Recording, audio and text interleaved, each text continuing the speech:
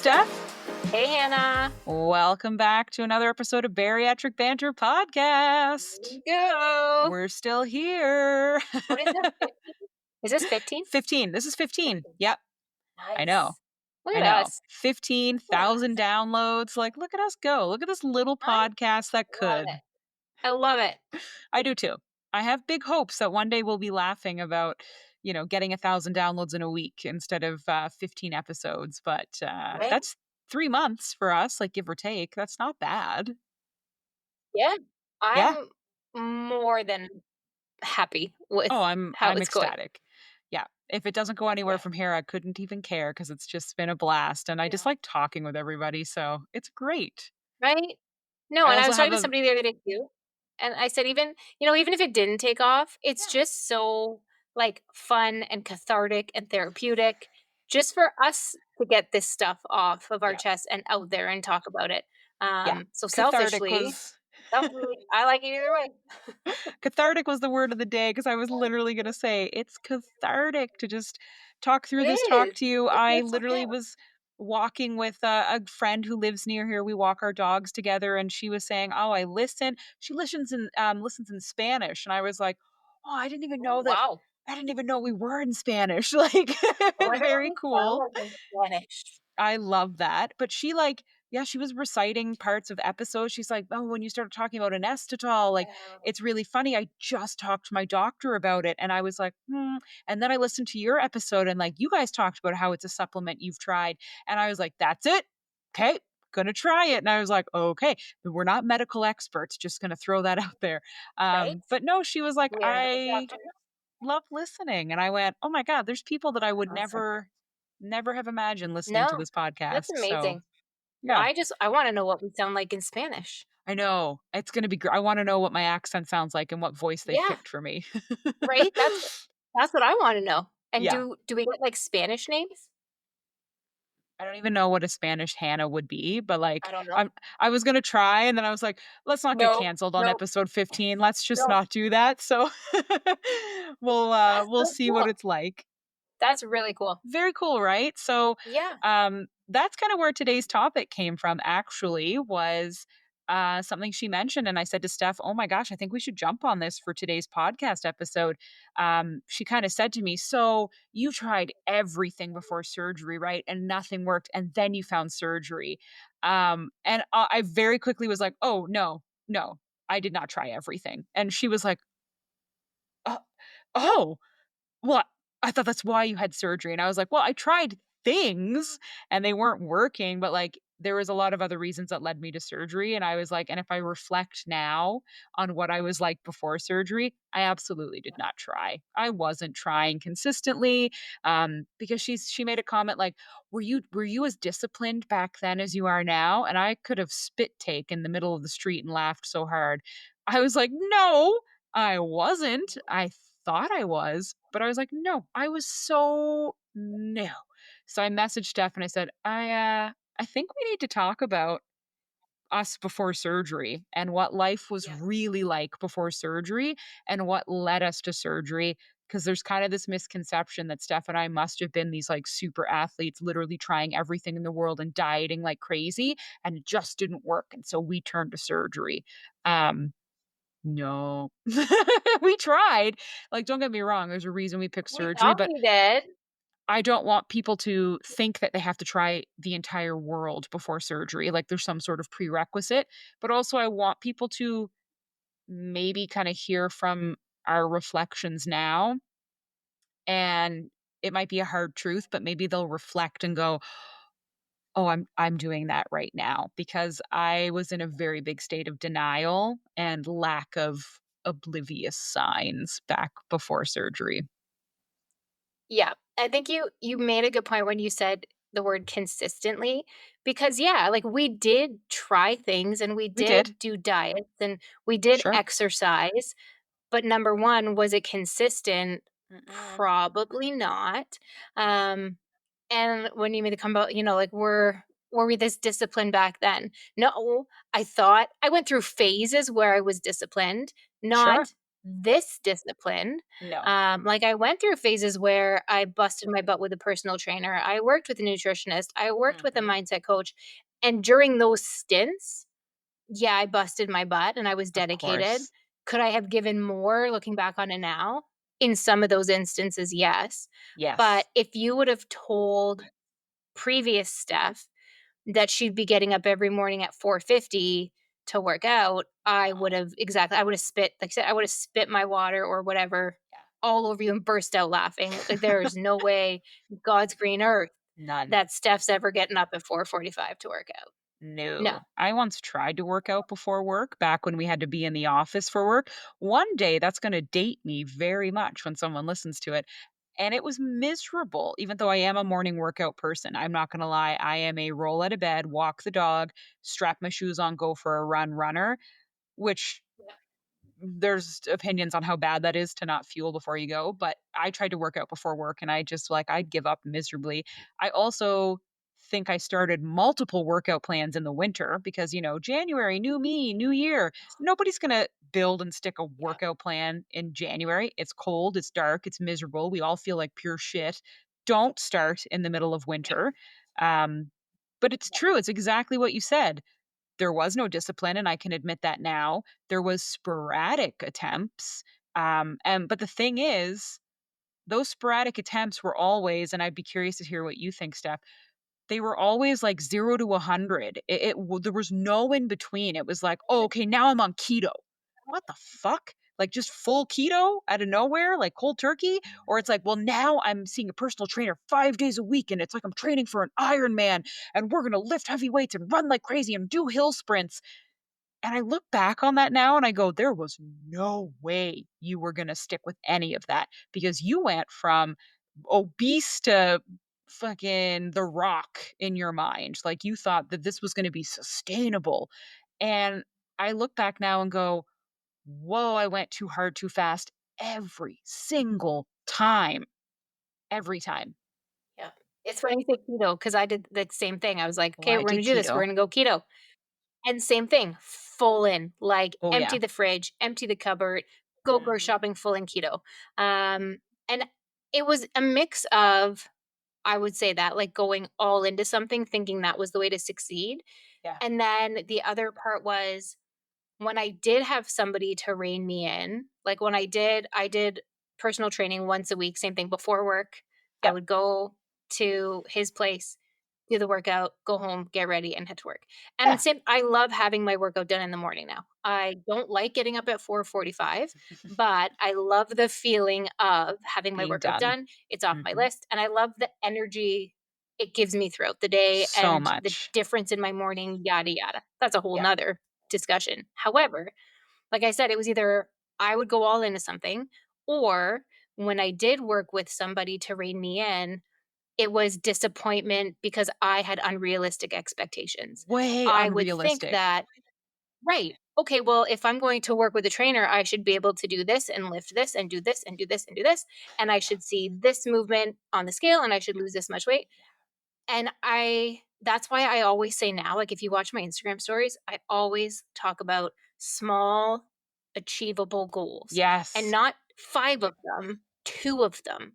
Set yourself up with small, achievable goals so that you succeed, so you see success, so you build confidence, you build the excitement, you Mhm. have the wins, and then go from there. So I either went balls to the wall Yeah. or had total unrealistic expectations when I had somebody trying to tell me, "Steph, this is the realistic approach," and I just didn't wanna hear it. I would combine both oftentimes, balls to the wall, unrealistic expectations. In Mhm. reality, like And then you do that. consider like 2 pounds a week is considered like a really Excessive. Exactly. accelerated, insane weight loss plan. 2 pounds a week. And yet here I was thinking, I'm gonna work out like crazy and drop 100 pounds in 3 months, right? Like the truth was I probably was losing weight, but I'd give up before I ever saw anything happen because in my mind it should have been happening faster and sooner. And here we go. Um, Mhm. the other thing is I did exactly what you said. I'd go all in. So I'm going to do keto. And there's an excitement. And I'm sure we should get a therapist on to Yeah. talk about this. There's an excitement when you're like, "Oh, I'm gonna do keto and look at all the success everyone else has had.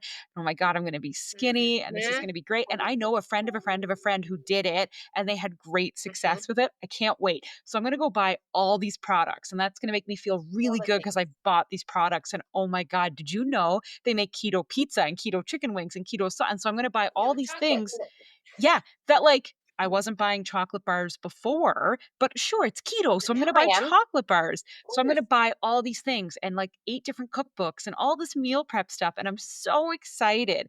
And then you start keto and you realize this is the most miserable fucking diet I've ever been on. It doesn't taste good, there's no flexibility. The second you eat a fruit or you fall out of ketosis, you have to re-fucking start, and you start to lose the excitement and the thrill and the instant gratification you got because you thought it was going to be really easy. Like in your mind, you knew it was going to be work, but you convinced yourself, well, look at all the stuff I bought and I'm going to get this off the ground and this is going to be so good and it's going to change my whole life.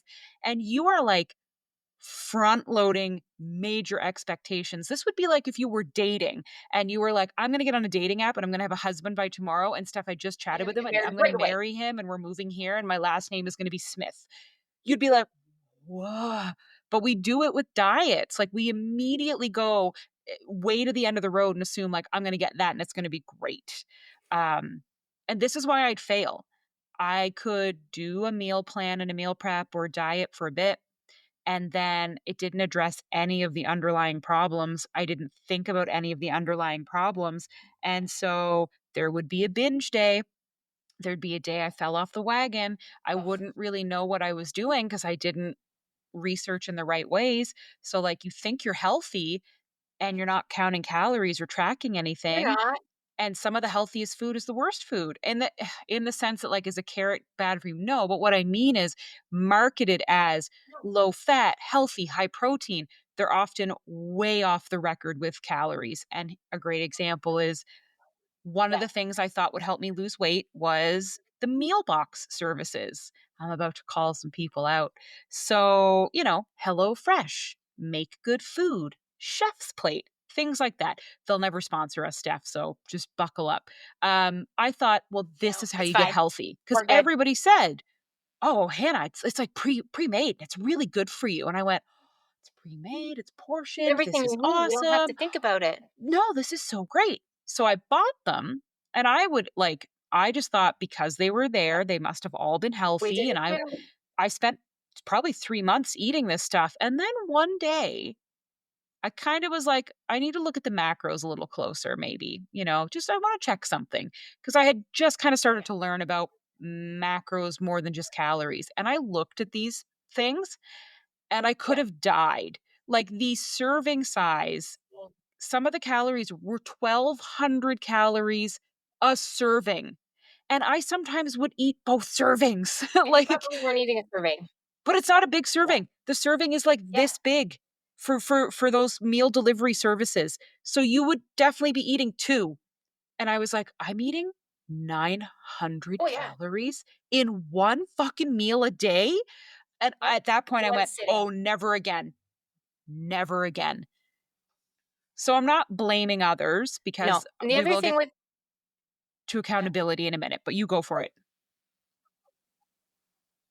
I was gonna say the other thing with keto that I've learned now, things like keto or any of those types of Atkins, whatever they are, and especially with my kids now, I'm really starting to hone into good food and bad food and labeling Mm, foods. And that's one of the things with diets like keto that you have to be cautious of because yes, that's when you start getting into the mindsets of, oh, I can't have carbs, they're bad for me. I can't have fruit, it's bad for me. I can't have bad for this, me, it's bad bad for for me. me.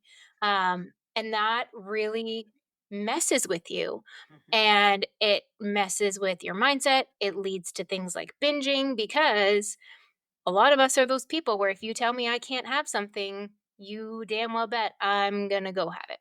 Mhm. So I'm really cognizant now, like I said, especially with my kids, is not labeling foods as good and bad, labeling foods as better than others or better choices and Mhm. explaining why they're a better choice.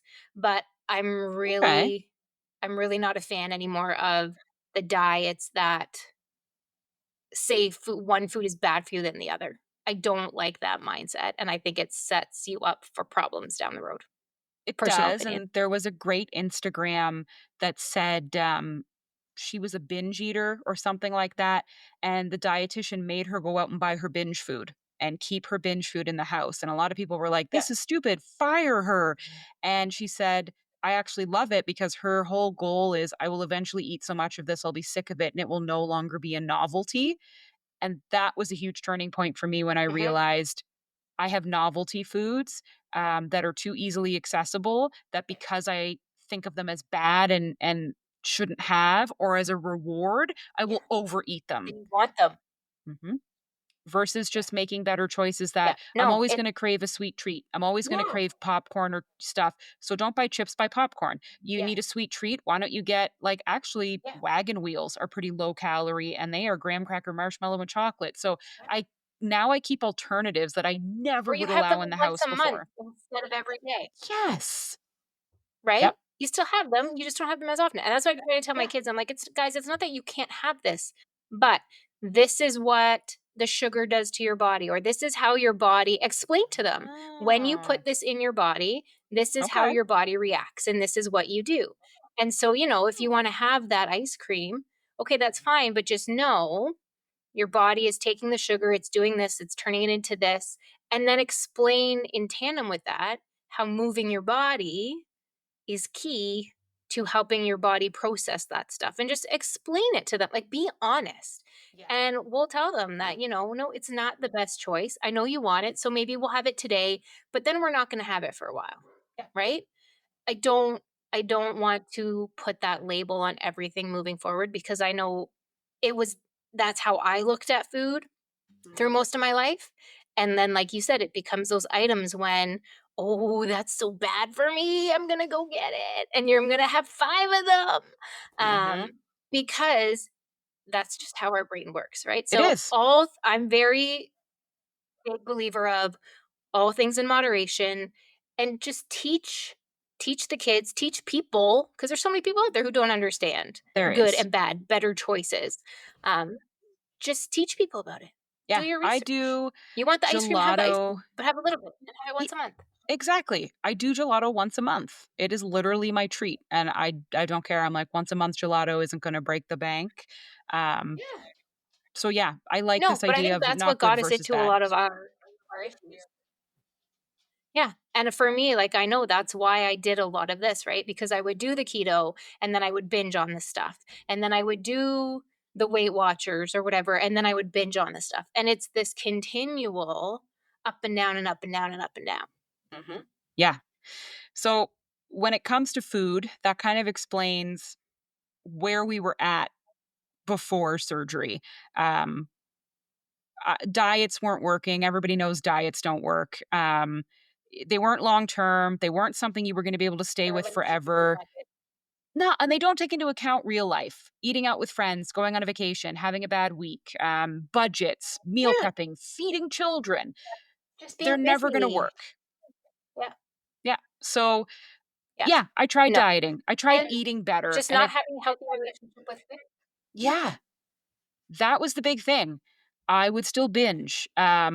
I would still eat what I needed to eat. One of the very big things that I told people right up until surgery, oh, I don't actually eat enough. I'm in starvation mode. I actually skip breakfast and lunch and I barely eat. So, I actually need to eat more. And that's the problem. And like delusional is all hell about this. But I wouldn't eat breakfast and lunch. I would wake up and just not be hungry. And I would sit at my computer and work Great all day breakfast. and then by 3:30, I'd be like, "Great, I'm gonna eat a whole bag of goldfish crackers, and then I'm gonna eat, like, 3 ice cream bars, and then I'm probably gonna order Mhm. something." But I don't realize that. There's gonna be people in the comments being like, "Yeah, well, of course, like, look at what you were eating." I didn't know. Like, I You have wasn't to have it able. like that in the moment. No. Do you tell me right off the top of your head how many calories are in a whole bag of goldfish. You don't know, and you will always Right. underestimate. Always. You will never calculate calories correctly. So I always underestimated. And I wouldn't think of calories. I would just go, I only really had a club sandwich and some french fries today. That's not bad because like I didn't have Right. breakfast or lunch. Oh, right. The bag of Yeah. goldfish, and I did have some ice cream bars, and then before bed, I did, need to have something else because I was still kinda hungry, and I forgot that that one meal that I ordered out was, like, 1,500 calories.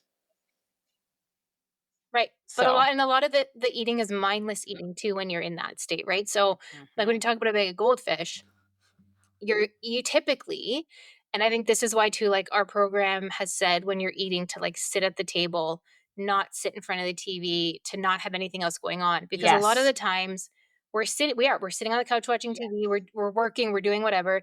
It becomes mindless eating, and you don't realize how much of that bag of goldfish you've eaten or how many of those chips you've eaten. Um, and that quickly adds up, and that's why you're like, "Oh, I only had a few," but then if you really look at the bag, 3/4 of the bag is missing. And a lot of that also then, like, oh my gosh, have never been a breakfast person. I never ate breakfast. I am now forcing myself post workout to eat breakfast. And Good. literally, like, I am forcing myself to eat the yogurt. I don't want to do it. It doesn't feel great for me, You but need it. I have to do it. Um, yeah, but a lot of that too, it's empty calories. That's the other thing. Because the relationship with food is so shitty, and because we don't understand the better foods and the better choices and how those foods impact our body, we don't know that we should be focusing on protein. We don't know that we should be mixing these types of carbs and these types of vegetables, whatever it may be. So you end up eating all these empty calories and you're like, yeah, okay, maybe I did only eat XYZ today. But if there's barely any protein in there, you're still going to be starving. You're just going to keep trying to fill that hunger, not knowing how to do it properly. And Correct. then all of a sudden you've had 3,500 calories, but you're still hungry and you can't figure out why. Yeah, and that's a lot of problem with most people going into bariatric surgery is, you don't know how to track your calories. A great example I used with Steph the other day was crumble cookie. They're opening a couple crumble cookies in Canada, but I Oh said, my "Did you gosh. know?" Right? "Did you know crumble cookie is technically 4 That's servings per insane. cookie?" So most of the cookies are 900 to 1,200 calories a cookie. How many people are just having a cookie, right? Also, how many are having a cookie a week? A couple cookies a month, right? Like it's a cookie Right. and the calories are almost 9 to 1,200 in most of them. So this is where it happens. You don't realize that when you went out to the Insane. restaurant and got that salad's 900 calories. Like you didn't realize that you ordered something or you bought something because we're just not used to portion sizes and calorie counting. So I think that's been the biggest help after surgery for me is being way more hyper aware of what a Oh my normal God. Yeah. portion size is because my portion sizes were fucked before surgery. I think the other big Yeah. thing was yes, we And worked out and we just didn't do it consistently. not enough. We didn't do the right workouts. We tried to go too hard. So I had a trainer, she had a trainer, her trainer was a bit better. Not that mine was bad. It's just there's no way I was going to achieve anything 2 hours a week. Like that's not enough because I would go to this personal trainer 2 hours a week. And I would work out to the point of wanting to vomit, throw up, and die. Like I was going hard. And I remember being angry that, like, if you could only see what I'm doing in these sessions, you wouldn't judge me or think I was fat because, like, I am working out harder than I've ever seen other people work out. And I'm so physically weak and on the verge of vomiting and dying. Like, I must be working out so well. And the truth was, because I was working out so hard, I couldn't work out for 3 or 4 days after. I was in excruciating pain. I was fucking exhausted. I overate like a motherfucker to make up for how horrible I just treated my body because I was not fueling before or after. And that led to more weight gain because I wasn't actually doing what I should have been doing, which was get out and walk every day for 30 minutes, and I would have actually lost more weight than doing 2 hours of the most high intense, insane workouts ever with no plan for how to do things on my off days, eat better, fuel my body for that workout, and also no real understanding of why in the fuck would that cause me to lose weight? And it didn't, and I got And I pissed think off the and quit. key, yeah. And the key there too, like, totally, because you're not seeing the results, right? And I think the other Correct. key thing there is a lot of us go into this thinking, well, if I'm working out, that should solve everything, not understanding that nutrition plays such a huge part in the equation.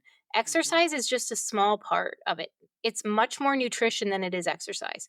And I remember, like, I would always think, and I don't, like I said, I loved, Hannah and I have a little bit different, we'll talk about this in an episode. We have a little bit different opinion on trainers and our We do. experiences, which is totally fair.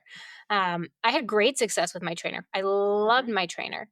I would still go see him today if I could, but I live too far away. But COVID hit, all of that kind of stuff happened. I let myself go. I dropped the ball, and I didn't continue on with that accountability on myself. However, I definitely had the mindset of, oh, well, I went to see him this morning and I worked out and I did all my workouts at the gym. So, of course, I can have pizza and this and this and this because my workout cancels it out. Well, no, that's not that's not how it works. It's I can't remember the percentage, but it's like 80% nutrition, 20% exercise. Like the majority, I've always heard the saying, not that I Mhm. care about having six-pack abs, and I probably never will have them, but Never say never. Never six say pack abs are never. made in the kitchen, not right. You never know. You never Never know. know. Never know. But I this one trainer that I follow now on my online workouts, the program I'm doing now. At the end of every episode, there's it's funny because there's two versions of his workout program. There's an explicit version of the workouts, and then a non-explicit version. But I like when he swears. It just I don't know. I love this trainer. I've seen him in person. Something about him Yeah. swearing and his demeanor just like riles me up. I love So it. I watch the explicit ones, and he says in every episode, I'm gonna swear, he says in every episode, now don't go fuck this up with your crap ass nutrition. Because he always says, he goes, you Wow. busted your ass in this workout. Don't go fuck it up in the kitchen. Because so much of it is food. Mhm. And I never knew that. I never understood that. I knew everybody and I knew the trainers and everybody was always like, you gotta eat healthy, you gotta eat healthy. But I didn't realize the impact. And I just always thought, well, I'm working out, it's fine. I'm working out, I can eat that, it's fine. I burned off the calories, it's fine. That's not how it works. No. I hate to burst the bubble, but that's not Uh, reality. burst the bubble because it is true, but, nutrition is more important, and so I think for most of us, we just don't want to admit it, but nutrition is what's holding us back and what was Yeah. holding us back. It doesn't matter if I went out and ran marathons at 320 pounds, my nutrition was shit. And I'm still Yeah. learning to overcome that just because I'm Yeah. 2.5 years post op. I am in no way an expert and I still struggle. And I see why regain is so popular. Not popular, wrong word, but why it's Yeah. prevalent. Because even I struggle with Prevalent. like, Yeah. yeah, there's more that I need to be doing and I'm not. The biggest thing that led me to surgery was the fact that I knew I wasn't gonna stick to another diet, that I was lazy. Like, eventually, you kinda have to wake up and stop blaming mystery illnesses, stop blaming PCOS, stop blaming that you're working out too hard, stop saying you're in Yeah. Take starvation mode, accountability. like yeah. Like, I eventually just said, it's me and I'm never going to be able to change on my own. I'm not going to be able to stick to a diet. I don't know how to work out properly. I don't know what I'm doing. If I could just get some of this excess weight off my body, I am committed to doing what I need to do to keep it off. And sometimes you have to start from the back and work your way Right. forward. And for me, that's what I had to admit was I'm lazy. I'm lazy. I'm obese. I eat terribly and I am the Yep. problem. You can't be a victim forever and expect this to work. And there are things that didn't help, like PCOS didn't help, but you've heard me say before, it didn't make me Yeah. obese. I just chose instant Just gratification makes it over harder. work. Yeah, it just makes it harder. I chose instant gratification. I was You more have to interested admit in you need feeling good yeah. from Yeah. eating. Yeah. You have to admit that you can't do it. Like for Yeah. me, I think the hard part was same thing, admitting, taking ownership and accountability, admitting that I wasn't doing what I was supposed to be doing. And then yeah, I definitely like the PCOS, the hormone issues, the thyroid definitely made it way harder. Mhm. Um, because we know it is harder to lose weight with PCOS. It's not impossible, but it is harder. And like with my thyroid, I was literally so exhausted all the time. The last thing I wanted to do was work out. Okay, fair. But it was up to me to put on my big girl pants and go do it anyway. But I didn't. Nope. And Neither did so I. it's admitting that you're not doing what you're supposed to be doing, but then it's also admitting that I need help. I can't do this. I can't I can't get it done by myself. I Mhm. need I need help. And Yeah. that's a scary thing for a lot of people You need to drastic admit help. defeat. Yeah. Yep. And that was a big thing for me, was to be able to finally say, "Okay, I can't do this by myself." No. And this is important help. We're not talking about people that have an extra 20 pounds to lose who are like, "Oh," it like, not that losing 20 pounds is not that's a lot. Congratulations. But you know what I mean? Like, these are Yeah. people Those are we drastic, were people that, like, drastic needed things. to lose over 100 pounds. Like, I had to lose over 100 pounds. Like, I'm glad I've gone past that, um, because 320 Yeah. pounds is absurd. Absurd that I let myself get that bad, but, like, the thing that Steph kinda nailed here is it's very easy to give up when you're obese, very easy, because literally the scales are stacked against you. Like, literally, you can be like, "Well, what does it matter? I didn't lose an inch of like, I'm gonna be this weight anyway, might as well eat that burger, who gives a shit? Like, it's not like I'm gonna be skinny tomorrow, so here you go." And you always hold that against you that, like, Yeah. it's fine to quit, it's fine to give up, what does it matter? You're already big to begin with. Yeah. And surgery gives you the power to be like, and I know a lot of people are going to hate that I'm saying this, but the days that you didn't want to work out because you were tired, it was easy when you were obese to be like, "Oh, well, who gives a fuck? I'll be obese tomorrow. We'll do it tomorrow." Now that you've had surgery, I still have days where I'm tired. And that has led me to realize it wasn't just obesity. Like, I got to take my vitamins. I got to shake myself out. I got to stop like giving in to these Yeah. things. Cause when I was obese, I was like, "Well, it's because I'm obese. It's because I'm obese. I'm so tired. It's because I'm Right. fat. So it's not Right. me. It's because I'm fat." And the truth was, I can't do I'm it. I drink. can't do it. Yeah, the truth is I'm sleeping like shit. I'm staying up too late. There was a lot of other factors. So now when I'm tired, because it still happens, there'll be the middle of the day where I'm like, fucking exhausted. Now I say to myself, yeah, but you're thin now. And if you don't get out and do this, like, you will go back to the way you were before. And I know people are going to be like, "Hannah, what the fuck?" But Right. when I was obese, I used to just give up because I was fat and who cares? Like, now that I'm not, yeah, that definitely gets me to put my shoes on and get the hell out the door because I don't wanna go back to that. I really don't, because it was a Don't wanna be back miserable there. way to live. There's Yep. a really good quote, and I'm gonna try and pick it up on my phone, but it's true because it's the pain of staying the same needs to be more than the pain of change, Yep. and that's one that I always have in my head because like I said I don't wanna go back there.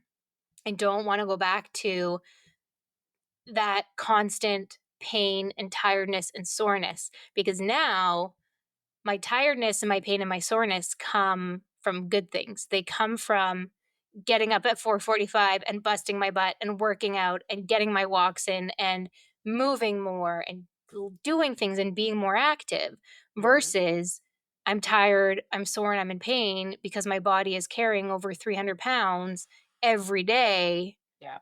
doing nothing. Yeah. And I'm physically like breaking my body Yep. in a non-positive way. Um, so no, I I don't want to go back to experiencing those things for those reasons. If I'm Not at in all. pain and tired and sore, I want it to be because I was productive, because I did something good for my body, because there's a positive outcome at the end of it, Yeah. Or not just because because I have I'm finally over 300 determined, pounds. yeah, or because, like, "Oh, maybe now I should talk to my doctor because guess what? That pain wasn't weight related," you know? Right, Like, that's the other thing. I know people get right. really upset about having to talk about weight during this process and just in general. And I do agree. When I was obese, and I was very morbidly obese, my weight was a constant topic any doctor's Mm. appointment I went to. I can now reflect back on that and Oh, say it was the first so, thing. Well, if you yeah, would just lose weight.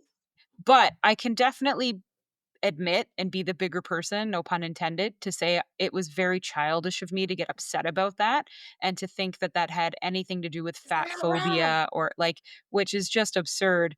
After losing the They're amount of never weight I've wrong. lost, they were absolutely right to think that the weight was the number one cause because the weight was the literal number Yeah, one cause of the majority of my yeah. issues.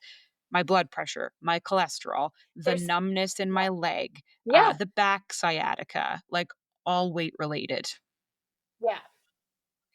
There may So, have been a better way to approach it in some of the sure. doctors I've seen. Yes, I mean, I the agree. the bedside manner could have been a little better, but at the end of the day, what they're getting at is they're not wrong. Yeah. And it's funny You just don't because wanna I don't hear know it. if you've had this too. Right. What I've had recently with people that I haven't seen in a while and now I'm seeing them again, or just in conversation with like family and friends, is they'll talk about, oh my gosh, you've lost so much weight, look at you, da da da da da. And then they'll say, well, how much more are you gonna go? Like, are you done yet? How Oh, much further are fuck. you gonna go?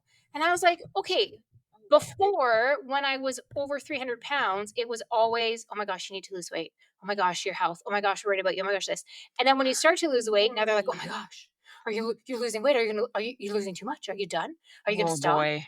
I'm like, well, which is it, guys? Like, when I was morbidly obese, you were down my throat all the time to lose weight and to look after Yeah. myself. And now I'm doing it. And now it's like, whoa, whoa, whoa, whoa, whoa. And so I usually my answer is, and this isn't incorrect. Like, I personally don't have a number. I Yep. don't have, I don't have, okay, I want to be X number of pounds. I think because I don't know, because I've never been Yeah. X number of pounds, I don't know. Yeah. For me, it's kind of the answer as well. My body will stop when it's done, like it will figure itself out. And I'll just know when I hit a place that I'm comfortable, I'm confident, I'm happy, but no, I'm not done.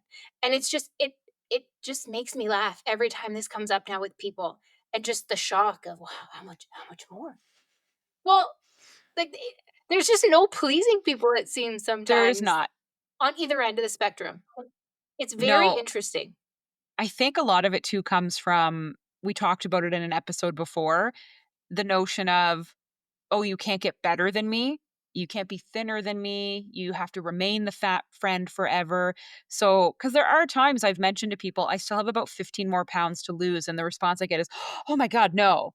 Like, how are you losing more weight? Like, oh, you have nothing left to lose." And I'm like, "First of all, fuck off.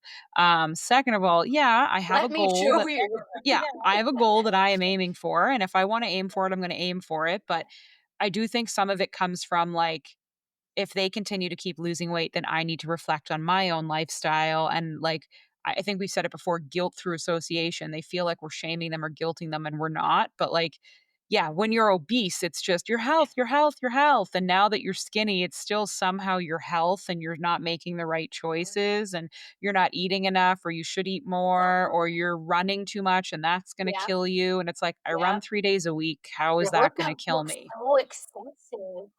Yeah, Yeah, well, yeah. and I So think, I've had family right? talk about how they think I'm excessively Yeah, exercising and that there must be something wrong with me. And I was like, so you never said a word when I'd sit on the couch and binge eat and never, don't leave my house for a whole week. right. And that was But now fine. that I'm working out, Literally 3 days a week. And you seem to think that that's excessive. So people will just never be happy. Um, but I think that's what led yeah, me to surgery as well. Is Steph mentioned like carrying the extra yeah, weight, the pain in your body, all that crap. yeah, The other big thing when you're obese is the mental load you carry, and I know this is shitty. yeah. I'm gonna just like, trigger warning, this is shitty to say, you're treated like shit when you're obese. Do it. Sorry, but, like, the boys aren't looking at you, they're not really flirting The with looks, you. the You're looks in just treated public, the differently. stares in public. Yep. Yeah, The the looks you judgment. get, the stares you get, the judgment you get. When you go to a restaurant, people look and see what you're ordering. They see how much of your plate you "Oh, finished. you're When eating you go that?" to try clothes Oh, on and you walk into a, yeah, you walk into a store to check if it has plus size and it doesn't, the look you get from it's constant. constant. And Yep, I think the other reason that some of those comments come too is, and this is what I try to tell myself also, is people don't deal well with change in general. they don't. Change is hard for people. So not Very. only are you making, you're making a lot of changes and physically, but as we've said, I'm not the same person I was 6 months ago, let alone 3 months ago. I'm a very Correct. different person. And so you are changing on all fronts Mhm. very quickly. And when, especially for people who I haven't seen in a while, that's Mm, a big change to see all of a sudden. And that causes fear and panic, and people don't deal with change well. So no. you have to also remember, or I try to remember, that I've been through this process for a long time. I was in the process for a year before surgery. Same. I have been going through this for ages. These people, it's kind of a shock to them. It is. So I have to also keep that in my mind sometimes and be like, okay, okay, I get it. This is very new to you. This is very foreign to you. Yeah. Um, which is kind of funny, but it's just, yeah, I don't, there's a lot It's of different foreign. pieces to it, right? Yeah, you're not wrong. It's Yeah, foreign. They have a lot of questions they don't understand. Um, They think it's the easy way out. They think that we went too extreme. But the truth is, everything we told you about what we were like before surgery, you don't understand what that's like unless you're obese. And I'm not That's talking true. chubby overweight. I'm talking morbidly obese. And if one more person tells me, well, Hannah, you weren't, yes, I was. I was 320 pounds, guys. You've seen the before and after photos. Like, I am a completely different Yeah. person. And I didn't even realize what life was like to be this thin. And when you're obese, No. and you can tell me I'm wrong, but I'm not wrong because I was you. When you're obese, all you dream about is being skinny. And I know there's gonna be people being like, "No, we dream about a All lot of the other things." time. Sure, I'm not saying that was the only thought in my fucking head, but all I dreamed about was wearing a bikini, being skinny, having a guy flirt with me, um, just not being fat because Fitting into society. you carry your obesity in your head more than on your body.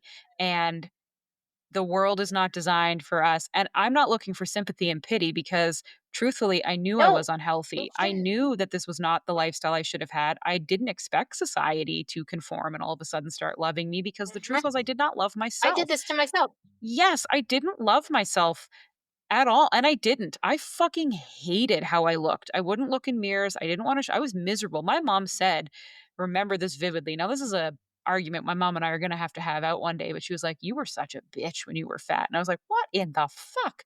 Who says that to someone?" She's like, "You were just so Uh, mean. You were so spiteful and so mean." And I was like, "I'm still spiteful and mean. I guess I can just get away with it being thin." But she was like, "You just weren't a pleasant person to be around." And it's when you're not happy. I wasn't, and I had another friend say, "Have you looked at, like, everything you've posted recently? Because all you do is smile, you show your teeth, Right? like, you're so happy, and it just comes Yeah. through in your photos." Now, do I still have days? Isn't Yeah, it crazy the it how people is. notice that? It's just it like, Yeah, people pick up on I get that all your the I get messages. confidence. Yeah. Mhm. Yeah, I get messages all the time now from people when I post, like, my workout selfies. People will be like, "I don't you think I'm not noticing that you're posting in a tank top?" Yeah, And I was like, "Oh, shit, yeah. I "Hey, am." you look really Whereas good in that before, like, I outfit." would get changed before Yeah. posting something. Yeah, or it's like, "Look at this, look at like, you're glowing." The amount of times I get messages from people saying, "Oh my god, you're glowing." Yeah. And it's funny because when I'm trying to put together, like, before and afters, do I'm you so bad think at that. I can find before photos? No. Because I would do everything in my power to not be in a photo. I Yes. have lots of photos of my kids. I have lots of photos of Devin and the kids. I have lots of photos of everybody else. For the life of me, when I went shopping the other week and I took pictures in the fitting rooms, I was like, Yes. "Oh, I should do before and after." Yep. I could not find one photo head to None. toe of me before. Not Nope. one. I'm either I've behind none. people or it's this. Yes. I was like, I can't even do a before and after because I don't have one.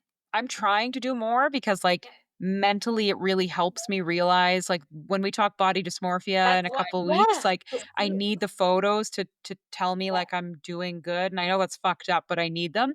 I do not have before photos. I never see, I bothered to take photos. I literally think I'm gonna have to message people in my life and say, "If you have photos of me, can you send them to me? Because I really need some more before yeah, photos to be like, 'What the fuck?'" But you need the reassurance that you're on the right track, you're and because fine we've talked about this, because we see each other. Yeah, because you see yourself every day, all the time, all the you time. don't notice the changes, right? And I'd So, you say need those before and afters. They're so key. yeah, I'd say this year, if I can give anybody advice, we got kind of off topic about what led us to surgery, but I said to Steph, and I hold this true, and maybe I'm manifesting this myself, but I think this will be the hardest year of surgery is this year, is going into this third year because I just started my third year, right? I just hit my 2-year anniversary a couple weeks ago. This, I think, will be my hardest challenge because I'm kind of back to normal. The weight loss has slowed down. A lot could go wrong. It's not going to because I'm very disciplined. We're going to be fine. But this is that time It'll where be great. you just came off of like 2 years, mainly 1 year. Your first year is just like celebrations and people commenting on your weight loss and you just being amazed and Enjoying amazed it. and Yeah. amazed. And like every other month, you're like, holy shit, holy shit, holy shit, holy shit. Like you're dropping weight, you're We're talking rapidly changing about dress sizes, which is awesome. Then you get to this point where you're like, okay, so I'm not rapidly dropping and I'm not rapidly losing weight. And it's almost like a really big mind fuck for me. And we'll do a whole episode on this to shift. We'll do it in body dysmorphia to shift to, yeah, but like you can celebrate other things now. Like it's almost like the most fuckery of like, I still really love my life and I'm a really happy person now. And I love being able to like thrift and try on clothes. And like, I'm doing all these clothes haul now. And Yes. I never thought I would. But there are days where I'm like, I don't get to celebrate as much as I used to. And that's bullshit because I should be celebrating every day how much weight I've lost and tell people to go fuck themselves. But Yes. it's just this like, you don't wake up in the mirror and go, oh my God, we're down another 20 pounds. Like, it's weird because it's like, oh, now You you're don't see just it. normal. And that's kind of tough to lose the like whole celebratory, It is tough. really exciting part of it. But Mhm. um, yeah, I think Yeah. this is why I was never successful before. If we brought it back to the main topic, why did we have surgery? Couldn't we have done this on our own? And didn't we try everything? I did not try everything. I did not try hard enough. And I am big enough to admit that I did not stick anything through. I had no discipline because, and I don't know what it's not everybody, but when you're obese, it is hard Yeah. to stick to a plan, to have discipline, and to see anything through because you're very used at that point to instant gratification. You're obviously eating because it gives you joy, or you're eating because you are depressed. There's a reason you're overeating and you're not addressing it. And it's usually instant gratification. You eat because it makes you feel better, or you're eating because you're celebrating something, versus I'm just eating to sustain myself. I would never stick with a workout plan because I Because didn't I'm see actually instant hungry. yeah, I didn't see instant results ever. So I didn't bother sticking with it because in my mind, I should have been skinny faster. And this is just some straight up bullshit. But if I look back at the times I did exercise, I was healthier looking. I did shed some pounds. Mhm. I just did not pick anything You were sustainable. stronger. Yeah, I'm trying to go to the gym every morning at 8 a.m. in January in Ottawa. Yeah, because I'm going to drive through that to get to the gym Hard versus pass. like, yeah, Hard pass. I tell everybody there was one year that I actually did lose a lot of weight. I lost 50 pounds on my own. And they were like, whoa, how? And I was like, oh, I walked to and from work in Toronto. I walked 30 minutes to pick up the bus and I walked 30 minutes home. And here's what I ate: McDonald's, McDonald's, Chinese takeout, McDonald's, Revolutionary. McDonald's. Yeah. Well, and all I ate was shitty fast fucking food because I was like a camp counselor with a low budget and I ate nothing but Yeah. bullshit. And people were like, no way. And I was like, yes, fucking way. Like I walked my ass off, was in a calorie deficit because of how much walking I did. And I ate shit food, but I didn't eat a lot of it. And I'm not at do not do what I Right. did. I was a camp counselor living on dollar drinks and french fries. It was horrible for me, but I digress. Yeah. I knew my But body you could were lose the moving weight. your body in a sustainable way. And I felt good. Like I wasn't hungry. I was eating what I wanted to eat, but I was like Great. busting my ass with the walking, but it didn't Yeah. feel like it. I'd call my friend Kyle after work and I'd be like, chat with me for 30 minutes while I walk Yeah. home. Chat. And it was great. Right. And that's why everybody's like, "Oh, I can't. I'm too big to work out. I'm too old to work out. My joints are too bad to work out."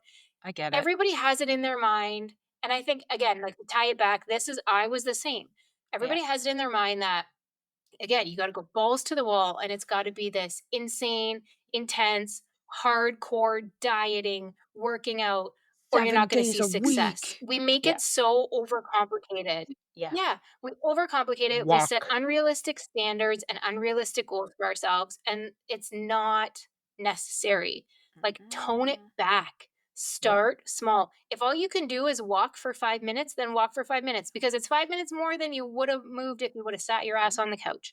Mm-hmm. So, all of this, I can't do that workout, I can't do this. It's too Nobody's hard. telling you to. Whoa. Nope. Like, just pay attention to what you're eating, Mm-hmm. focus on your protein, make better choices, and just start moving a little bit. A Yes. little bit. But Um, so much of it, I think, comes down to just not understanding things, not paying yes. attention, and having unrealistic expectations. Unrealistic expectations for what you should be doing as well. So not even just how much you're going to lose, but get off the internet, stop watching all those people that work out 7 days a week. Please do not do what I'm doing. I had somebody say, "Oh, well, like you're my inspiration. I should work out like you do." No, you absolutely should not. Do you know how long it took me to start running? When I had surgery, the literal only thing I did was walk.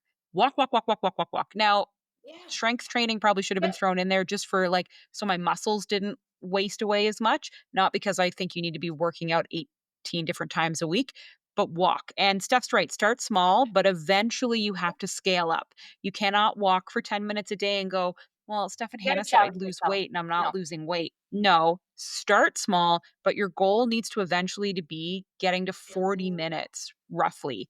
Like you should be trying to aim for a 5K, which is roughly like a 45-minute walk. That sounds crazy, but it is like a 45-minute walk. You need to challenge yourself. Yes, because again, it Yeah. is exercise. Yeah. So you can't be like, well, I did 10 minutes a day. It's not enough.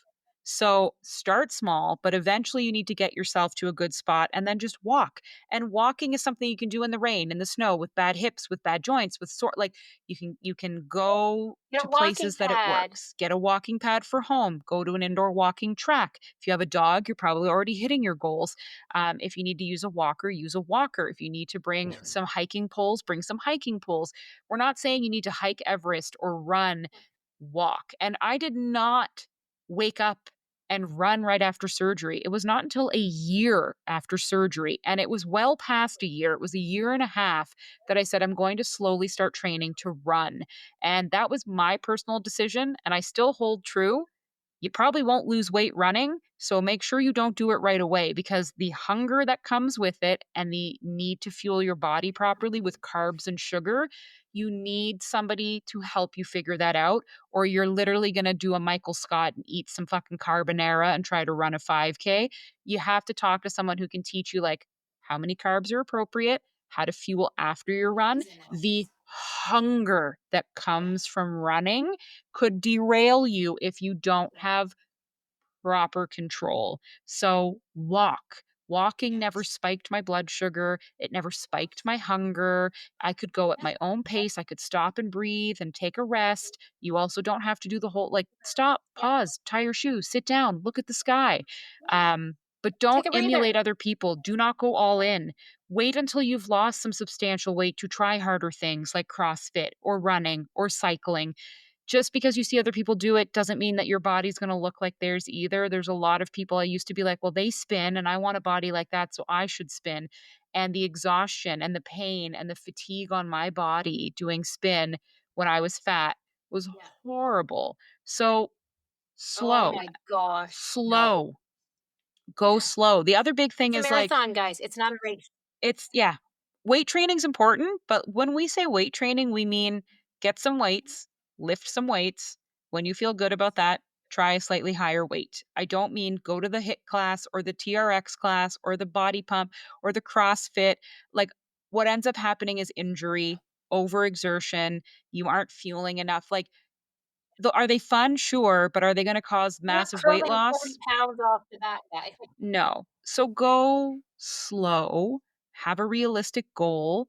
And then, like Steph Patience. said, nutrition has to be involved. And like the biggest thing my therapist would tell me is Yeah. you can't set unrealistic expectations. Like when I was trying to figure out how to log my food, and I was like, well, I'll log it every day. She's like, that's not a realistic goal. You're not going to do it every day. Why don't we start with 3 days? Try to aim for 3 days a week, logging what you eat. And then we'll go from there. And so I always listen to that voice in my head that goes, do you really think it's realistic to get out and start doing this every single day? No. That's why I don't run every No. day You because have I to knew I think, would never stick with that. no. Is it sustainable? Yeah. Yeah. Is So it sustainable? And if the answer is no, don't do it. don't do it. You're not And ready. And then you're just gonna set yourself up to fail. yep. You're gonna get frustrated. You're gonna say, Mhm. forget this, and you're done. Yep. Sustainable, small, achievable goals. Yeah. And then just be realistic with yourself that it's not everybody else's fault. Yes, there are things, but it's not everybody else's fault that you're obese. At some Yeah. point, you kind of have to give your life a look and really determine what is it that's causing you to be obese and don't lean on medical issues or medication. Yes, they're definitely making you overweight, but just take a Yeah. look and go, what am I really eating? Do I actually know the calories going in and going out? And the other big thing with that too is when you're looking at don't pick random stupid fad diets. Eat high protein, eat clean foods. Do not pick calorie deficits out of thin air. The amount of people that I see posting on social being like, so I'm eating 1400 calories a day. Are you a bariatric patient? Because if you're not, that's absurd. Because most women, a calorie deficit for most women is 1800 calories. For some women, it's 2000. Like, going down to 14, 13, 12 makes no sense unless Not you are a sustainable. bariatric patient. So do not do that either. That was a huge thing for me. I would calorie restrict. And that's why you hear people say, don't count calories. No, you should be counting calories if you're a bariatric patient. But I would try to restrict before being educated and while being obese. And I'd go, okay, 1200, that's what I should be eating. That's going to cause the biggest amount of weight loss. Not sustainable, makes literally no sense at all. And you need to calculate it based on how big you are today because you're probably eating 28, 3000 calories. And there's no way your body can handle cutting that in half and feel good and still maintain what you need to maintain. So when it comes to eating well, start slow as well. Very slow. Don't even maybe think about calories right off the bat. Think about getting more protein. And then when you've mastered that, then maybe go, can I cut 2 or 300 calories out of my day? And sustain that for a good chunk of time before you cut it lower. You can't go from 0 to 100 when it comes to Yeah. eating. Your body is not ready and No. will not respond. Nope. Nope. Totally agree. Yeah. So that is our advice on why we had surgery because there was a lot that just didn't work. We did not try everything. We were not disciplined and we had a lot of problems we were not willing to maybe admit in the moment. And surgery gave us all the tools to continue to combat that. It did not solve it and it did not fight that fight for us. It just brought attention to what we really need to pay attention to for life to be successful. And and Um, allowed us to work through a lot of that, Yeah, and we're which is still key. working through it, and you'll always work through it. No matter if you're 6 months or 2 years post-op, you will continuously work through that, because this is a journey for life now. This is something that if you're looking for something that's one and done, sit back, it's done, I don't have to worry about it anymore, this is also not for you because the nutrition, the exercise, the thinking about, the paying attention, the listening to cues, the challenging bad habits will be for life. For life. So this is a lot of work. If you're thinking about doing it, it's not easy. It's worth it. This was the best decision I Yep, ever made in my life, but and I it's not wish I easy. did it sooner. But it is every day. There's something new to learn, to do, to challenge. And now I'm in one of the harder stretches, which is doing this on your own, knowing that you could potentially start gaining weight. Is a scary, scary place to be. But you'll crush it. Oh, fucking better. Speaking of, we are really excited that we have a guest joining us where we're going to be talking about body dysmorphia. So Mhm. I'm really Pumped. excited. I'm so excited. I have It's followed her since before. Yeah, Yeah, I followed her since before surgery, and she was one of the people, that I binged her content before surgery. So I'm super pumped that she's gonna be yeah, yeah. I'm very excited too. So we've posted all over Instagram that we're being joined by Bypass. Is it Bypass a By or press no? cat. Yeah, there we go. Bypass Cass is joining us. Check her out on TikTok if you have not seen her. She's got some amazing videos out there. But we're going to talk about body dysmorphia because, like, oof, she hitting us hard. So she had bypass. We had sleeve. So we're also really curious to hear about what Mhm. bypass is like versus what sleeve is like. So Yep. send us your questions. Drop them on social media. Let us know what you want us to talk about, what you want us to ask her. But that we're just so excited about this. So that episode will be out May 5th. We absolutely cannot wait for that. So just get excited that that is coming up and that will be one of our upcoming episodes. So yeah, send in those questions. I know it's Love it. great. Well, have a happy, I mean, I hope you had a happy Easter weekend because it passed. But like always, Steph, just thank you for joining me. And thanks everybody who's listening for continuing to join us on this adventure. Anytime. We'll see you next week. See you next week, everybody. Bye. Bye.